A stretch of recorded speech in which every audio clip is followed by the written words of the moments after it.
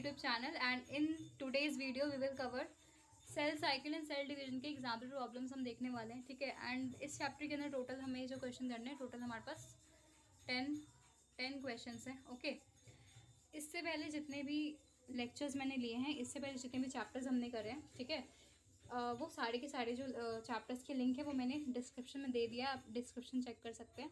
ठीक है, सो आइए हम इसको स्टार्ट करते हैं। इसमें टोटल 10 क्वेश्चन हैं, हम एक एक करके सबको देखेंगे। ठीक है, ओके। सो पहला क्वेश्चन है हमारा, meiosis result in diploid organisms. Option A है हमारा production of gametes, option B reduction in number of chromosome, option C reduction of variation, option D is all of the above. तो देखो meiosis में क्या होता है। सो गाइज पहला option है इधर production of gametes, option B है reduction in number of chromosome, option C reduction of variation and option D is all of the above.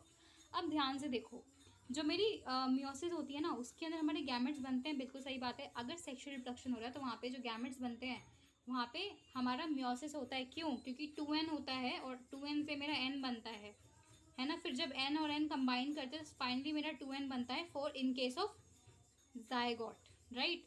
So production of gamete में होता है, सही है। फिर reduction in number of chromosome वही हो गया जो मैंने अभी बताया।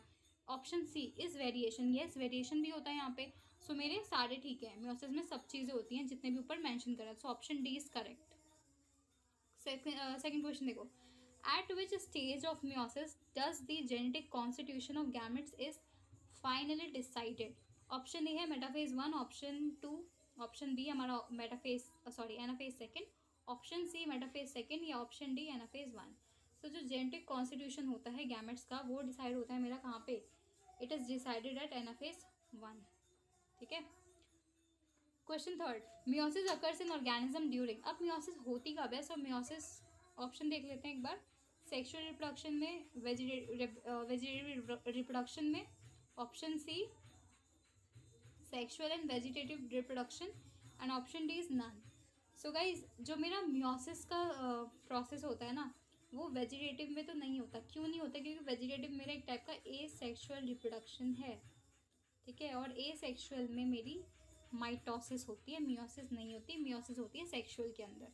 सो इसका ऑप्शन हमारा ए सही हो जाएगा। फोर्थ क्वेश्चन देखो, फोर्थ क्वेश्चन कह रहे हैं during anaphase 1 of meiosis. Option A क्या क्या होता है ये पूछा है, homologous chromosome separate, option B non homologous chromosome separate, option C sister chromatid separate, option D non sister chromatid separate.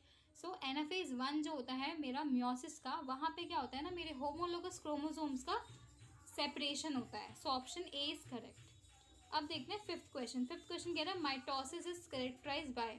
पहले सारे ऑप्शन एक बार देख लेते हैं। फर्स्ट ऑप्शन है reduction division, B equal division, C both reduction and equal and option D is pairing of homologous chromosome. तो ये अभी हमने ऊपर देखा कि जो होमोलोगस क्रोमोसोम होता है it is a feature of meiosis. Mitosis में ये चीज़ नहीं होती, तो ये गलत हो गया। अगेन ऑप्शन सी में इसने लिखा है रिडक्शन, तो रिडक्शन मेरा अगेन मियोसिस में होता है, माइटोसिस से लेने में इसका है नहीं। क्यों? क्योंकि मेरे माइटोसिस में इक्वल डिवीजन होता है। सो ऑप्शन सी भी हमारा गलत। अब देखते हैं ए और बी ऑप्शन को। ए और बी दिया है मेरा, अगेन यार इसने यहाँ पे रिडक्शन लिखा, तो ये भी गलत। तो बचा क्या? Option D equal division. Mitosis में इक्वल डिवीजन होता है, that's why mitosis is also known as equational division.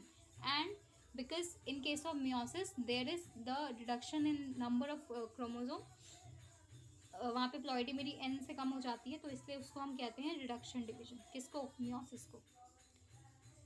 Okay, question six कह रहा है bivalent of meiosis 1 consist of. अब तुम बायोवेलेंट किसको कहते हैं? देखो ये हमारा, अब देखो बायोवेलेंट किसको कहते हैं, तो ये है मेरा क्रोमोसोम। रुको मैं थोड़ा ढंग से बताती हूँ। ये हमारा क्रोमोसोम है, ठीक है, एक तो ये है और दूसरा क्रोमोसोम मेरा ये है, ठीक है। अब जब ये दोनों जब कंबाइन करेंगे तो जो स्ट्रक्चर मेरा बनेगा उसको कहेंगे बायोवेलेंट, वो होगा मेरा बायोवेलेंट स्ट्रक्चर, ठीक है। अब तुम मुझे बताओ, जब ये और ये कंबाइन करेंगे, इसके पास कितने क्रोमैटिड्स हैं? इसके पास 2 क्रोमैटिड्स हैं। इसके पास कितने हैं? इसके पास भी मेरे 2 क्रोमैटिड्स हैं। एक सेंट्रोमियर यहाँ पे, एक सेंट्रोमियर यहाँ पे, तो टोटल कितने हो गए?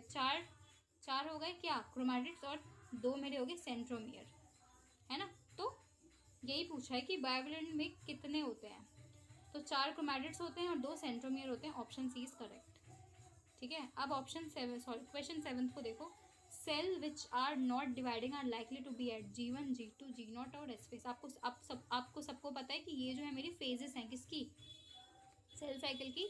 तो आपको पता है कि पहले हमारा G1 होता है, फिर G0 फेज आता है, मतलब सेल एग्जिट फेज के उसको कहते हैं, G0 स्टेज को कहते हैं, जिसके अंदर जो सेल होता है वो डिवाइड नहीं कर रहा होता, मतलब उसके पास प्रॉपर्टी होती है but it will divide under certain condition. और G0 फेज में कौन से सेल को हम लेते हैं, तो हार्ट सेल्स को लेते हैं, हम न्यूरॉन को लेते हैं, न्यूरॉन सेल्स को, है ना।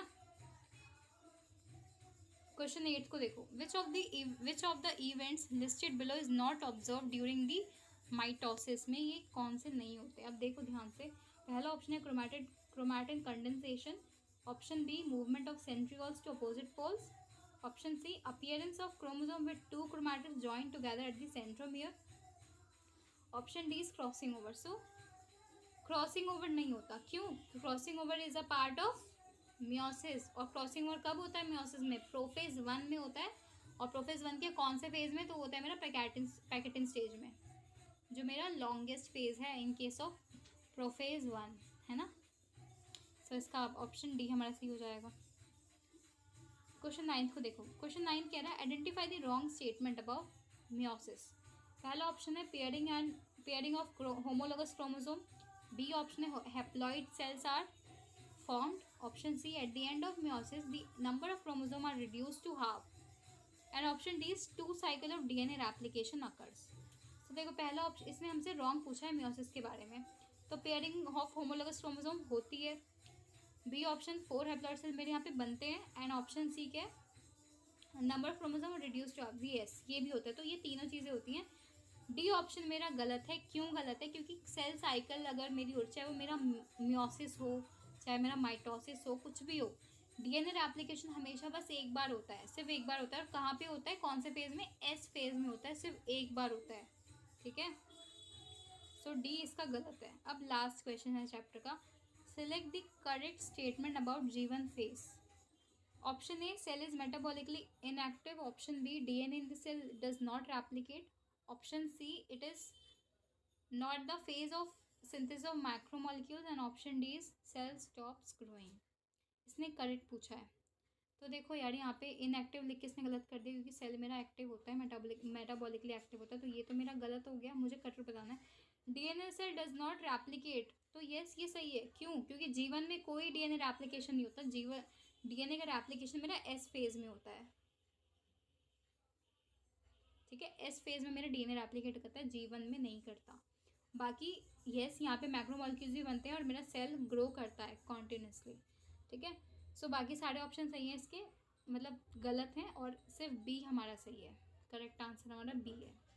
ओके सो गाइज ये थे हमारे टोटल 10 क्वेश्चन। एंड आपने जब क्वेश्चन सॉल्व करेंगे तो आपने एक चीज़ ऑब्जर्व करी होगी कि जो क्वेश्चन है वो मोस्टली मेरे मियोसिस और माइटोसिस ओरिएंटेड ही हैं, है ना। अगर आप चैप्टर के अंदर ऊपर से पढ़ के जाओगे ना, तो भी आप इस चैप्टर को अच्छे से कर लोगे। इसके क्वेश्चंस को बहुत घुमा फिरा के क्वेश्चन नहीं, बहुत डायरेक्ट क्वेश्चन आते हैं, बस इसके इवेंट इंपॉर्टेंट है जितने भी हैं चैप्टर के अंदर, ठीक है। सो आई होप आपको एक भी क्वेश्चन में डाउट नहीं होगा, एंड अगर डाउट है अभी भी किसी भी क्वेश्चन में तो आप मुझसे कॉमेंट सेक्शन में पूछ सकते हैं, ठीक है। अभी के लिए हम इतना ही रखते हैं अब, एंड जब नेक्स्ट जो वीडियो होगी नेक्स्ट के अंदर हम चैप्टर करेंगे ट्रांसपोर्टेशन इन प्लांट्स, ओके, उसके हम क्वेश्चन को कवर करेंगे।